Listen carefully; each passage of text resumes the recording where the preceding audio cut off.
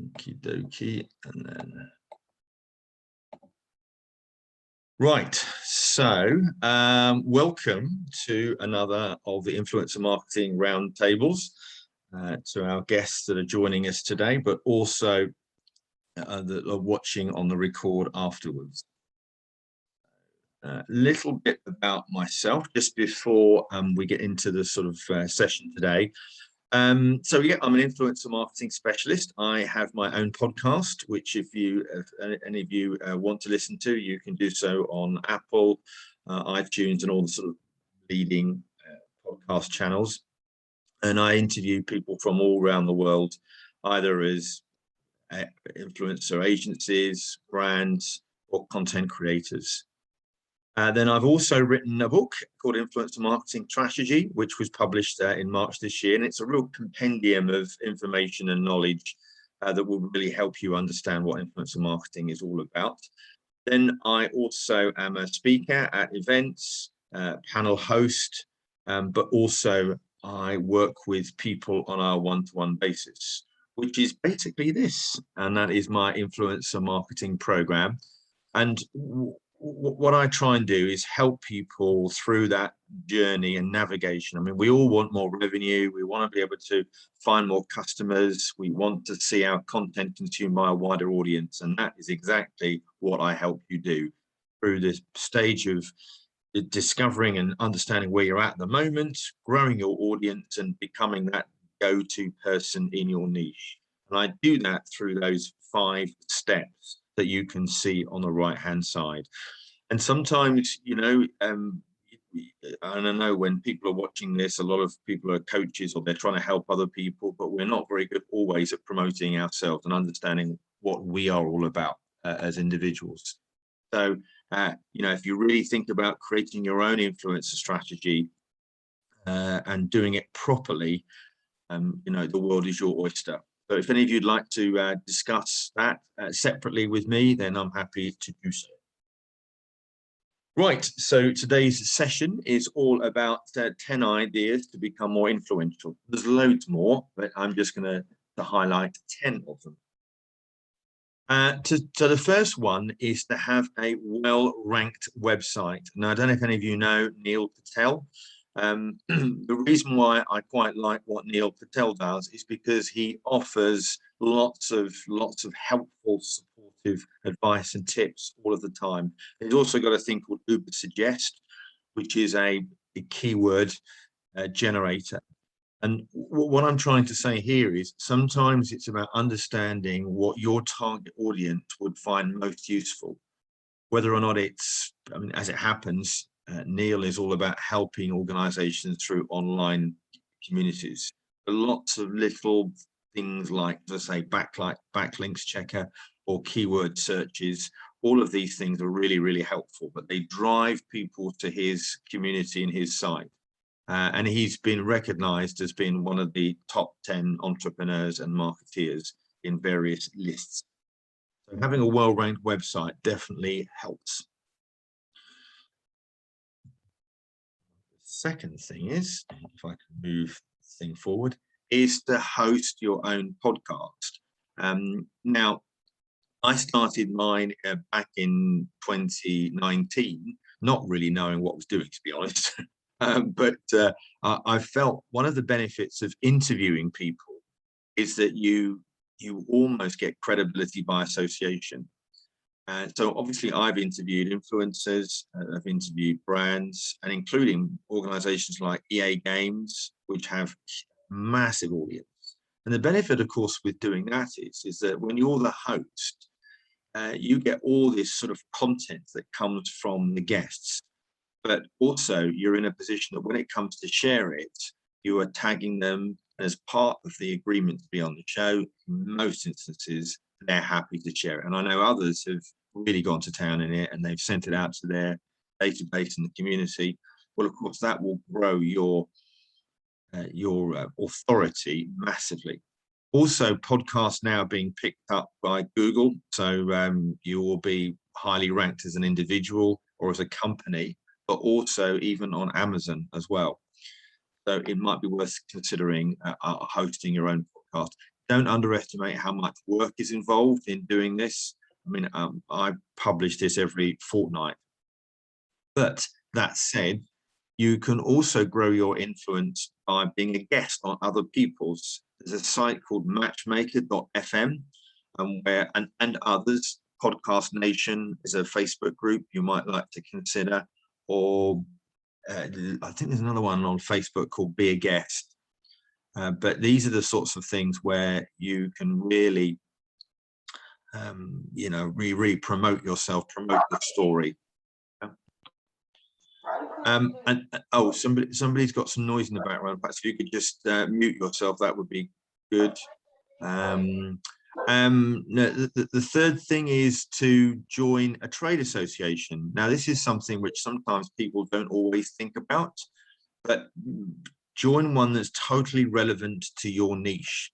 And if you can, don't just be a member, be an active part of a community, whether it's a special interest group or even to consider being on the board. This is an area that I'm very, very familiar with because I've run trade bodies before. But also you can see there, I'm on the global board of the Branded Content Marketing Association. So again, that's all part of connecting with other thought leaders around the world. Writing a feature in an industry magazine column. You know, at the moment, there's so much competition for content. So if you've got a really good story, then there's no reason why you can't propose that to a magazine in your area or in your, as I say, niche. I happen to have a good relationship with PR Week and Campaign Magazine. We did an article in, actually it was 10 pages. We collaborated with them on a piece of influencer marketing research. We gave them sort of exclusivity to publish it. So I got a whole column there, and obviously they were able to promote the research together. So if you think about these magazines, they're all competing with each other. So if you can give an opportunity to write for them exclusively or something a little bit different, but it's all about relationships. Just sending a press release to a magazine is really, you know, a lot of journalists and editors are lazy. They get so much content sent to them. So if you can find a way to try and build up that relationship so that they potentially can also come back on a regular basis. Ultimately, if you could be in a position where you get a regular column as the person that talked about X or Y, then even better. Write engaging content. So that's another, and when I say engaging content, something like the top 30 LinkedIn influencers to follow is highly searched. And this is a great way to drive people towards your website, but it's also a great way to presume your authority. So and that includes not just writing blogs, but it also writing white papers, 5-page, 10-page reports. That you could even collaborate with a brand, you could collaborate with a partner. And I've done I did the COVID impact report last year in conjunction with 2 other organizations, and we sent a printed copy to over 100 chief executive trade associations, and that was extremely well received. But it's because I was able to interview a number of association leaders within that article as well. So that's another good thing, is if you can write something that has your target, or it's a way in which you can interview your target audience, not just on the, what I was talking about on the podcast, but in a written form, and that is that's really good. Because obviously another thing to do is to write a book. I don't know how many of you have written books before, but I was fortunate enough to be given a publishing contract back in 2019, and we published Influencer Marketing Strategy in this year in March. But because it's, in fact, all I was going to say, the point I was going to make here is not only to write a book. I mean, it's not like you're going to make loads of money selling books, but it will absolutely drive your authority forwards. So, for example, if you type my name, or if you type in Influencer Marketing Strategy, Amazon comes up as in the homepage of Google, because it's got a very, very high domain authority. And of course, when you've got a book, it helps you be a speaker. It just gives you, it's a great thing to have on your website. And people just assume clearly that you know what you're talking about. Another way to develop your influence is to be a founder of a community or a membership. This could be a Facebook group, LinkedIn group, or any other sort of online space. I'm also the founder of membershipworld.co.uk, which I launched last July. And what that does is, because I've been an ex-director general of a trade association, it just helps my authority within the world of trade association by having my own community. So I host a weekly roundtable for CEOs. Sorry, not weekly, a monthly roundtable. And that allows them to talk about subjects, but I host it always. So in a way, I'm always being seen as the person that is bringing these individuals together. Another thing to do is to either enter awards or to be an award judge.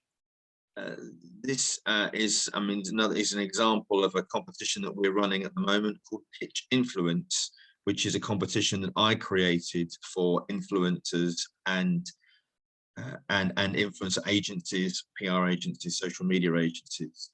But because I'm also a judge, along with four others rather, it is something that, it falls really nicely into what I'm talking about when it comes to influencer marketing.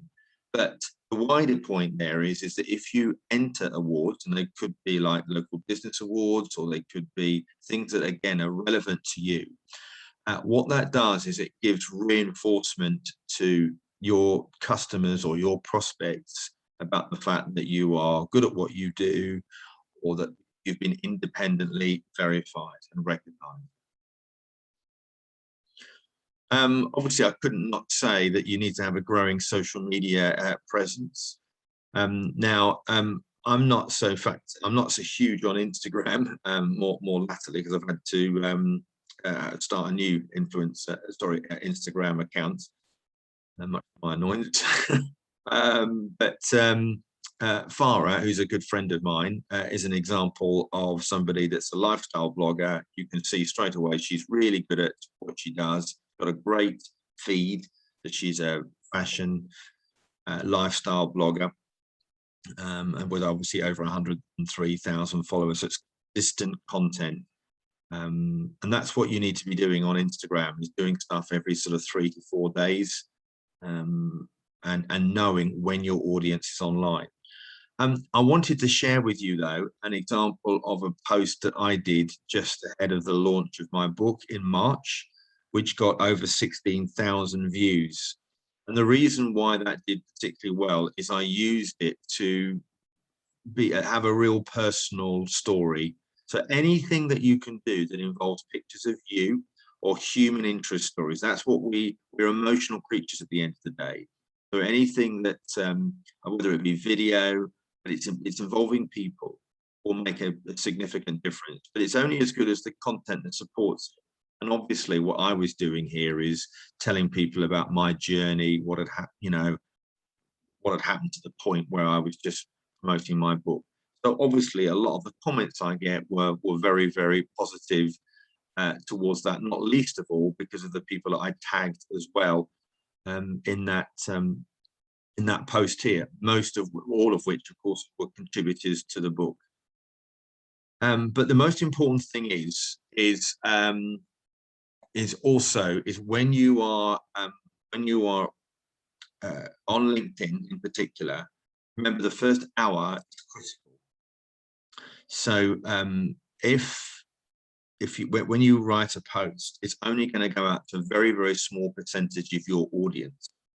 So if you're in a position where you can encourage people to like or comment in that short period of time, that will increase its exposure to a bigger part of your audience.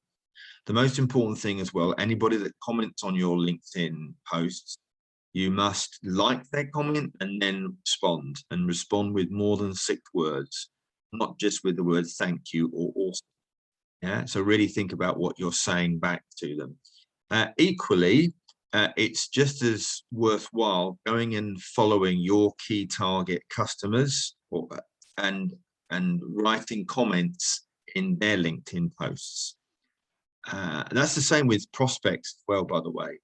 Whereas if you were to see something from the BBC and then you just shared it, your level of engagement would be very, very poor. Because at the end of the day, we're following the individual, we're not following the BBC. So, however, if you were to take elements of that BBC story and put it into a post and maybe reference it, then you will get greater level of engagement. And then lastly, the last one is to be a keynote speaker or a panelist.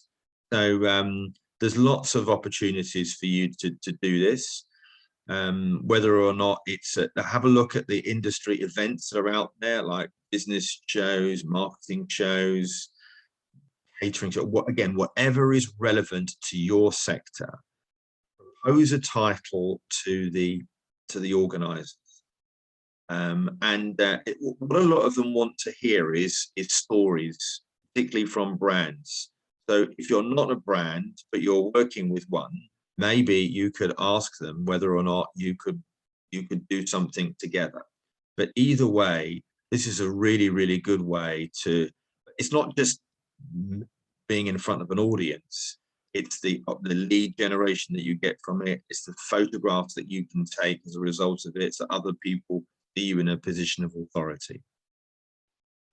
So hopefully those are a few ideas to whet the appetite, and I think what we'll do now is we'll come off the screen share, and I know Paolo's shared with us as well. So nice to see you, Paolo, and also Michaela has joined us as well. So do you want to just introduce yourself to the rest of us, and then we can have a wider conversation? Paolo. Hey, I'm Paolo. I'm a business coach working with startups, and what else? I started about 15 business, 16 now. Yeah, since 2003. Sold a couple of those and closed like 10 because they were going nowhere. So I'm planning to next year to start actually working more as an influencer as well to my clients and other people like that, like-minded people like them, right? And right. Then I thought that's a good opportunity to join the group here. Yeah, no, great. Thank you, Paolo. Nice to see you. Mihaela, hello. Nice to see you too. You're on mute. Yes, now. Hi, nice to meet you, and thank you for all your tips you give us here. Yeah, it's important. Sorry, I have a dog. Okay. Yes. For me, even I'm searching some brands or someone to collaborate with on, and even with my art, because artistical way it's very difficult. But let's see, and in fashion also, yeah, because I'm a luxury industry. But I try to find maybe some shops, some brands to collaborate, and yeah, I just going on. and so while I've still got you there, what's been your biggest challenge in terms of growing your are you wanting to work with influencers, or are you wanting to be one? No, I more want to work with them because I'm just a creative mind. My work is just to do things, Fine. I don't know how much I can be an influencer, but for me it's important to work with them. With them, yeah. In an art area, yes. Yeah. So Katie, that is also on the call, was telling us earlier, she's also a great creator of amazing products, and she was just telling us before you joined the fact that she's created her first brand ambassador for her, and that is a really good way to start building out and working with influencers. So you've almost got the blueprint of one, and then it helps you build that to more. Katie can't, well, I don't know if you can hear us, Katie, still, can you? Or are you? Yeah, I'm still here. I'm still here. Do you want to just tell it? Do you want to just tell us what's happened with your the ambassador thing that you were telling us about? Sorry to repeat it, but I know that Paolo and Mihaela came a bit later. That's cool. My brand's Outlandish Creations, and I design and make custom-made, personalized ceramics, which I make here in my garden. And I've got this guy called Harold who's been buying a few things. He's bought quite big orders for me over the last couple of years, and he takes amazing photographs. So I said to him, hey, you know, he sent me a batch of photographs, and I was like, oh my god, these are amazing.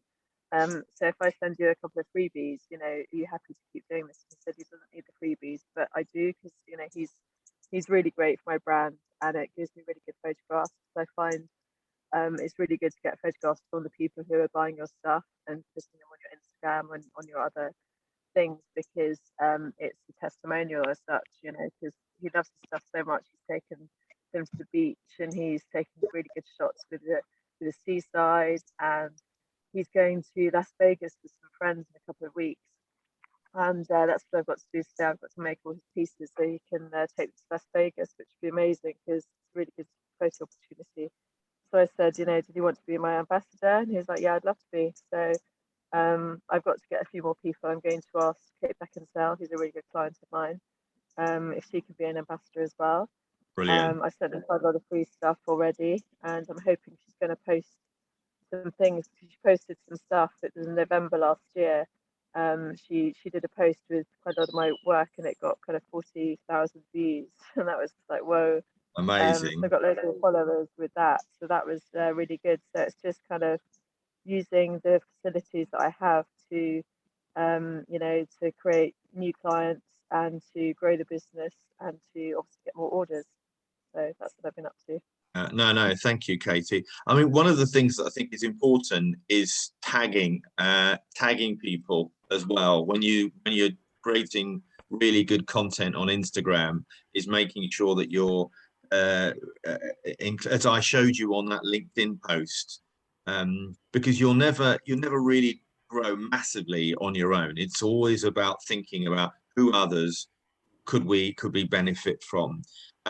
There is an argument to say that small pods, small engagement pods can be successful. I'm not a fan of irrelevant ones that are inauthentic, but you guys know what I mean by engagement pods. So these are something you might have as a WhatsApp group. It might be 5 or 6 people that you like, trust, know, feel comfortable with. But the idea is, if you put a post out on LinkedIn or Instagram, you effectively like and share and support each other.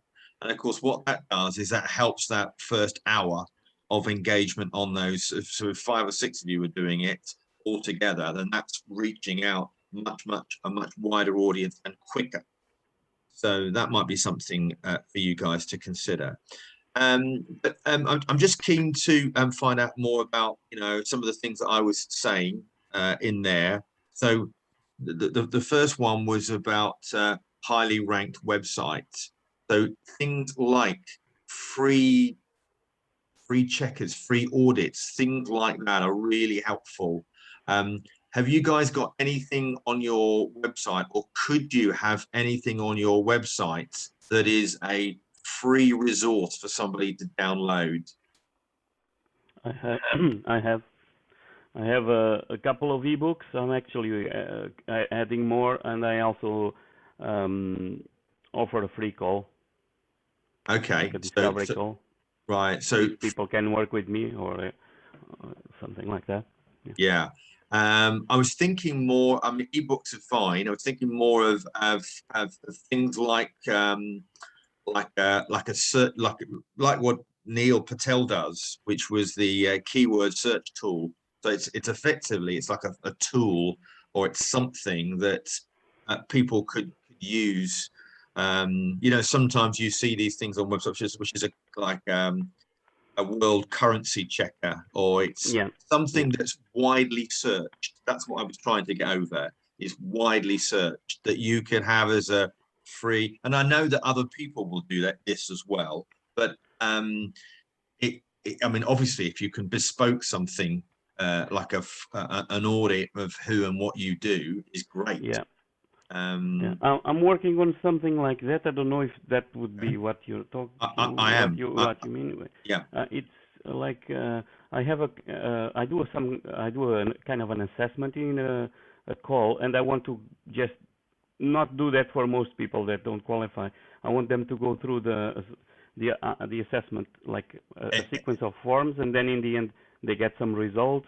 It could be call me. That's it. It could be nothing. It's so an assessment tool is a good idea as well. Okay. So that's one thought.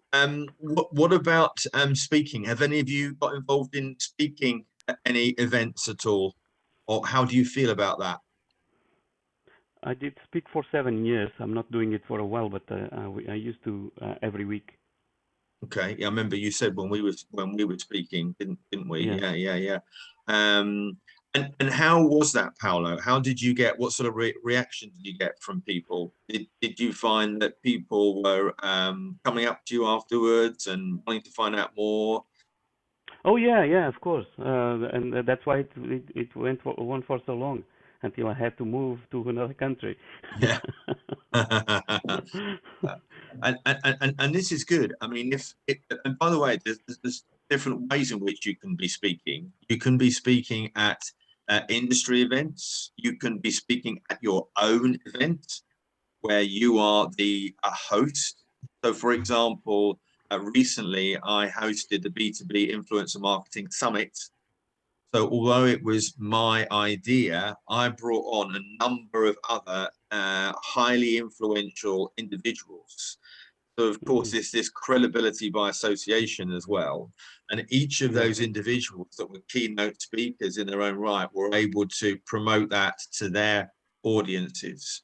And we also had a number of partners, and those partners, you know, what I did is I put like a booth, an exhibition booth of a value of £3,000. It's because it was our first event.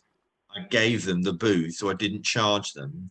But the idea was that because I wanted their audience, so they had tens of thousands of relevant people in the PR world, which of course would be highly relevant to the event.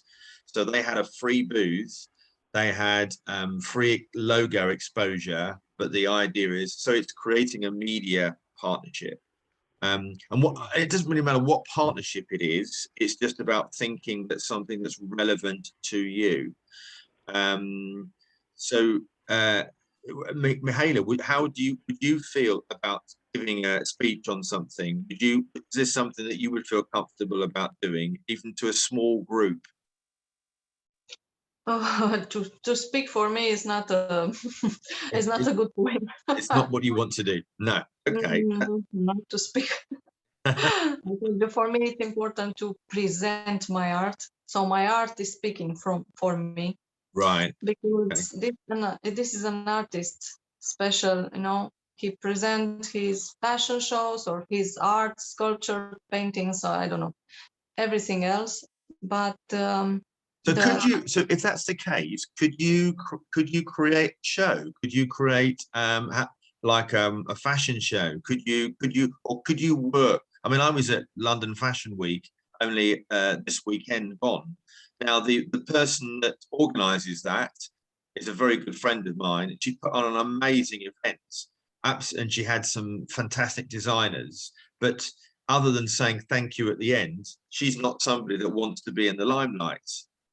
So but nevertheless, she's an influential person, but only because of the event that she puts on. Do you see what I'm trying to say there? So could you collaborate with other people to put on an event of some sort? Really, I never try this. I never try, because I was focused just to do my own collection, you know, just to paint my dresses, to do everything, you know.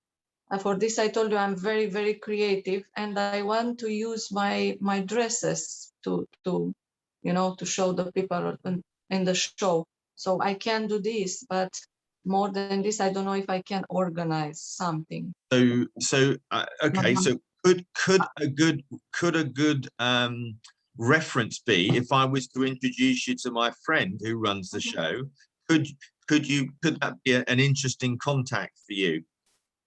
Yes, will be sure. I'm very grateful if you can do this, because we can discuss. Let's see what we can do together. Yes, yes. Okay. Depends what fashion show they have and another event. Yeah. And the reason I say that is because one of the other things that's really important about influencer marketing is about building relationships with people and building connections, not just within this group, but within others. So let me just share with you an example. Somebody that came along to one of my groups that we hosted on podcasts, there was a lady there that was not only a creator of a podcast, but she was running her own podcasts awards, as it happens tomorrow evening, Global Women's Podcast Awards, and she was on this call. But she was also on the call with my other friend Dolores, who runs the travel podcast in Mauritius. And obviously, because they were female podcasters together, they got connected. And Dolores entered, just not thinking, entered the awards. And now she's been nominated for, okay, she'll know tomorrow evening whether or not she's won.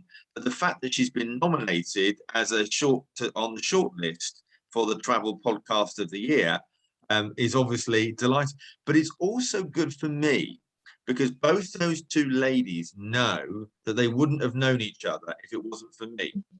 So when you refer people and you are seen as that go-to person, in a way, you're also seen as an influential person, because you're connecting people together. Does that make sense, Mihaela? Yes. It's okay. So Todd, what did you think? Any sort of points that you wanted to raise from the points I was sharing a few minutes ago? Yeah, I'm keen to do all that too. I'm really interested in getting the courage up and spending a lot of time on webinars and Zooming and stuff like that. I'm just trying to get things working right, because I want to be the face of my community in that too. I was trying to do things from the background and hide behind my logo and everything like that, but people have been asking me to show my face and everything as well, that are quite specialized in what they do as well. So I'm taking that on board, and yeah, but I'm really keen to build a big community and all that too. So yeah, I've been jotting down the ideas that you've been giving out, plus the ones I've got. What is there anything that's holding you back? Anything that I mean, you said courage a minute ago, but is there anything else that I can help you with that you feel that you're not sure of or would like to develop more? I started practicing with a closed community and everything, and it's also about learning all investing laws and stuff like that. I wanted to help people invest their money and stuff in some of my startup projects and everything like that. So I've also had been waiting on some estate money to come in, sort of thing too, which has taken 9 extra months to arrive, and it's slowed me up, sort of thing. So I was in the past looking for startup entrepreneurs to come in with me and everything like that as partners and stuff for equity. And now I'm looking to or do that as well, but also pay marketeers, influencers. It's about building my websites and stuff. I thought it hasn't worked with 3 New Zealand website guys this year, and that. It hasn't worked, you mean? Or it Yeah, has? no, it hasn't. And that I think their idea of my e-commerce site is just too difficult for them and everything, what I want to do with it. So I've tried to simplify it and everything. Yeah, and I didn't have the cash back then for the one that wanted the cash. The first one was equity. He was dragging things out. I got angry, and they also went off and built a website with a very similar name, an online store and everything with my money and everything, which they don't know I know.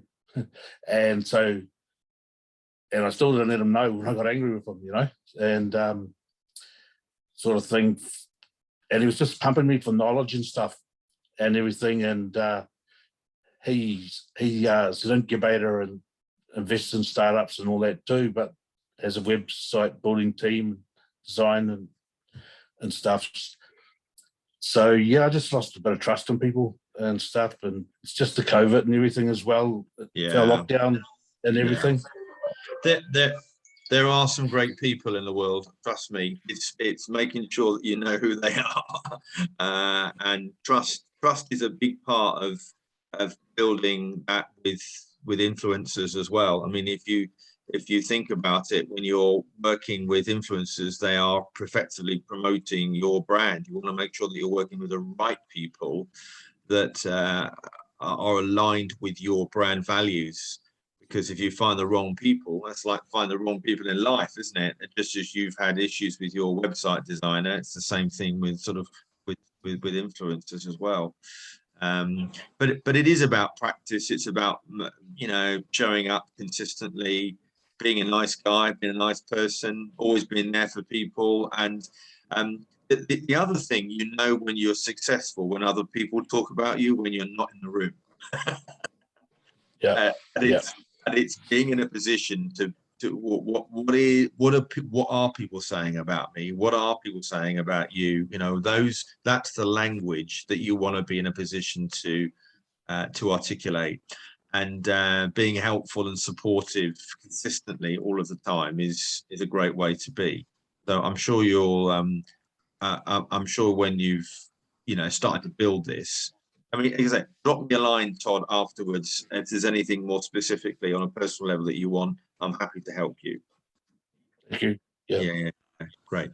Cheers, Katie, are you still around there? Still on the bus? Katie, is she still on the bus? Maybe not. Still here. Sorry, I'm still here. Yeah, I'm listening. I'm listening in. What did you think of some of the points that I was sharing? Yeah, I was really interested in what you were all saying about influence and stuff, and I've been asked actually to do a podcast with a couple of people. That's good. Something on it was on the Entrepreneur Light Bulb thing on Facebook. Yeah, and which we're both members. Kind of, yeah, it's a great group, isn't it?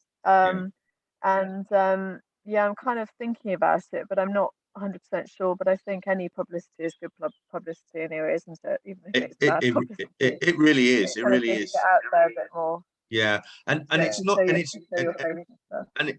not easy. You know, all of us have had confidence issues, particularly in the last 12 months. It's knocked us at times, and you know, are we good enough? Are we in a place where we know, you know, do people want to listen to us? What they want to listen to is interesting stories, and I often say to people, what do you like to watch on television? What do you like to listen to on podcasts, and why? What are the ingredients that make you want to listen? If you mentally take a note of that, then it really does help you create your own content. You know, we've all had funny things that have happened to us, all of us. We've all had amazing experiences. So it's about documenting those and thinking, yeah, actually, I could bring those to life. You know, I mean, for those of you that don't, mean, none of you know me super well, but you know, I once got into a BAFTAs after party, which is like the Oscars, an after party for the Oscars, you know, and I did it through quite a funny way, and I have dined out on that story for years. But it's about what makes us who we are. How did we get to where we are now? How did you get, Katie, to have celebrities wanting to buy your creative products? What happened? What was the moment that made that happen? And it's thinking about how can we blueprint success. Yeah. So and even if you don't want to host an event, just being a panelist is quite fun as well at an exhibition or a show. Because the fact is, in your case, Katie, you've worked with celebrities. That's interesting. Oh, because people are interested to say, well, how did that happen? What did they say on Instagram? You know? Yeah, no, I totally agree. I think it's picking your, you know, I think you said just now about people going through, you know, tough times and whatever and this and that, and I think it all adds to your story. It And does. I'm actually doing I'm hopefully going to be in, I've been trying to get publicity and press for so bloody long now, and I think I might be coming up for some, fingers crossed. But it's nothing to do with my business, but it can encompass my business because it's about dating of all things, and dating and divorce, which I have had experience in both of those things. Have I? And so it's just kind of it's kind of it's slightly out of my comfort zone, but it also is very much about my business because I'm a single parent. I've worked really hard. I've tried, you asked how I got clients and stuff, but it's kind of, it's all, it's being really passionate about my brand. That's like Is. really, really important because I couldn't do this if I wasn't passionate about my brand, because Yeah. it's been years and years and years of really hard work and people thinking but not necessarily saying, I think you should give up. But me thinking, no, I don't want to give up because I think I make really good stuff. And I think that it's just, there've been a lot of dark times and I thought, God, maybe I actually should give up. And then going, no, you can't give up. You've got to keep going because, that's what you need. And then when you get somebody endorsing your product, and that's just amazing. I made some stuff for Susanna Constantine last year that I knew she was going to send to Elton John. And that was amazing. And I wrote a personal note to Elton and David and said, this is just brilliant. I'm so happy that you got my stuff. Thank you so much.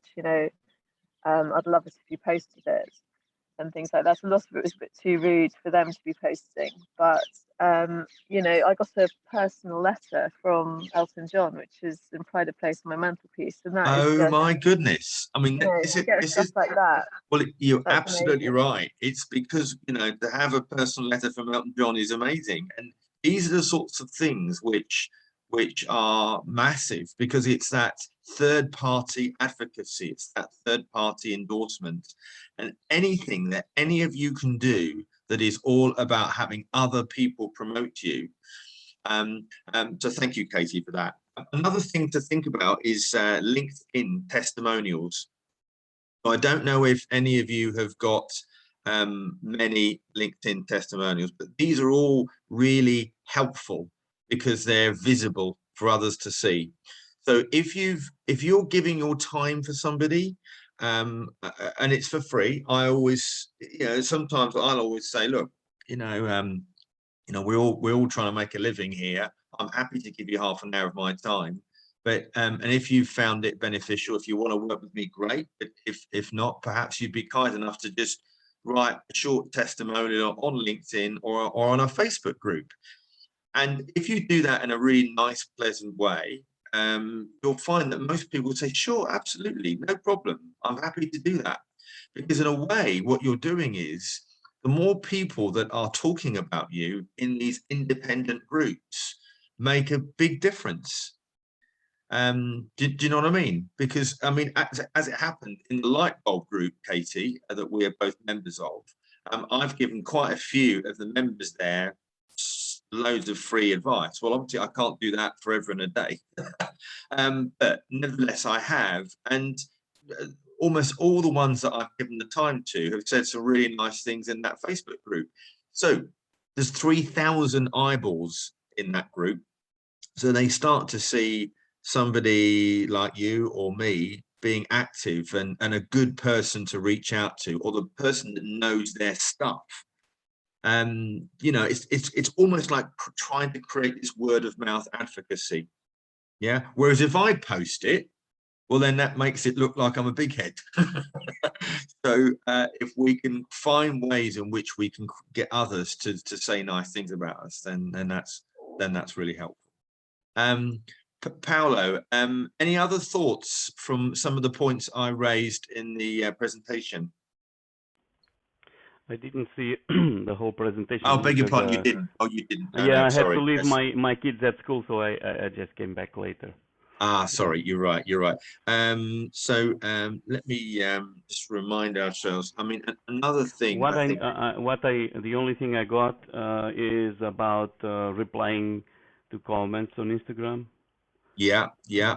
Replying to comments on Insta and LinkedIn in particular. So oh yeah, and LinkedIn too. Yeah. What I was basically saying there is finding your target customers or prospects.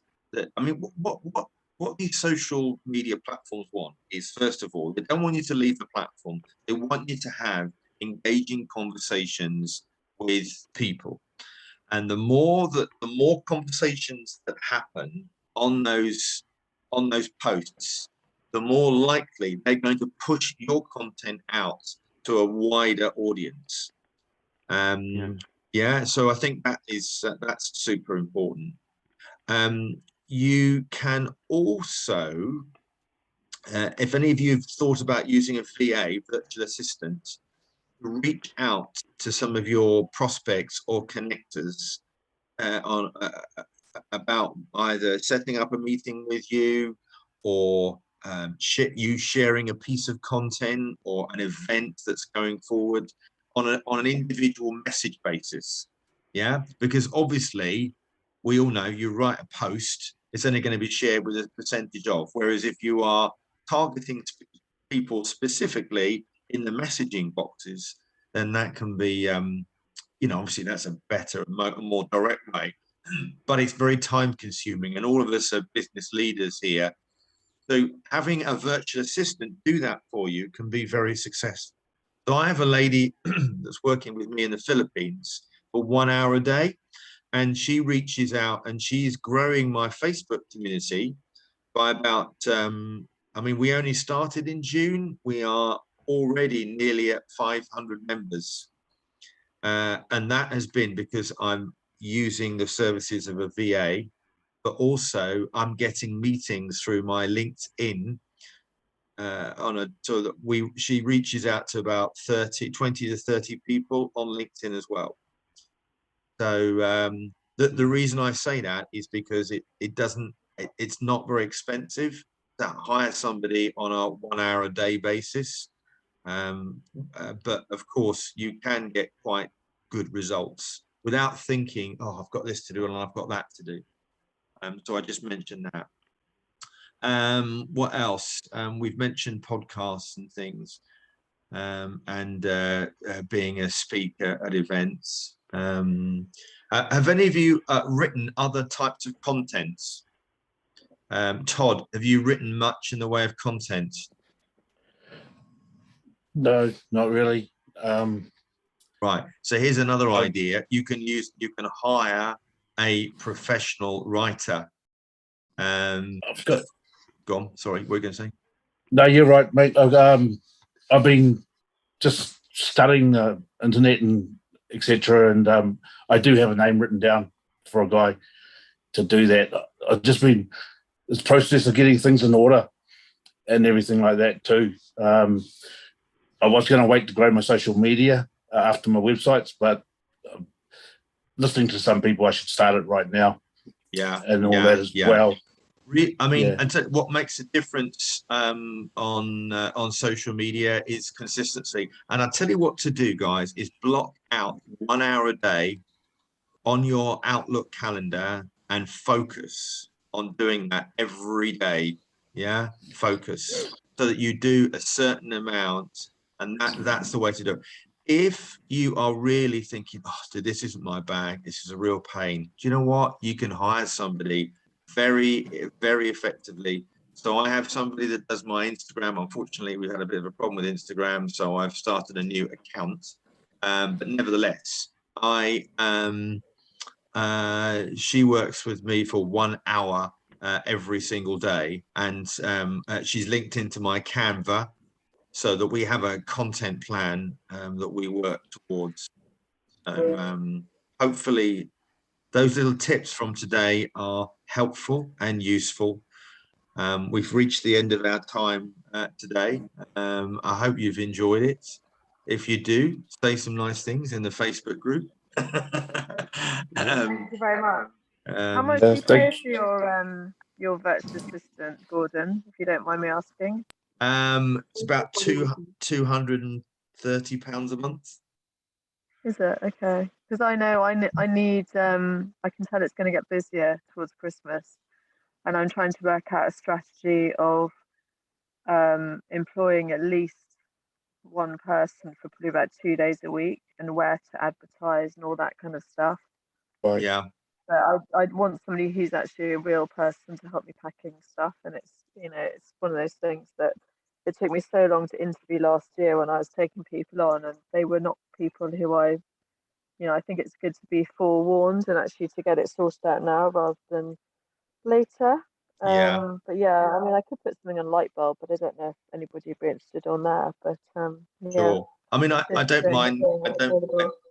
If you want somebody that's a specialist in social media, then I don't mind connecting you with one of mine. But because she works with other people. The benefit with working with VAs is that you can have them do different things. So for example, Jem only does Instagram, nothing else. That's all she does. And therefore she can focus on that. So you could have somebody else, you could have 5 or 6 people doing different things. Anyway, we've reached the end of our time. So thanks, guys, and enjoy the rest of your day. And you too. We thank you very much for your advices. Thank you. Right. Okay. Thanks very much. Have a great day, too. Yeah. Cheers, everybody. Bye-bye. Bye, everyone. Bye.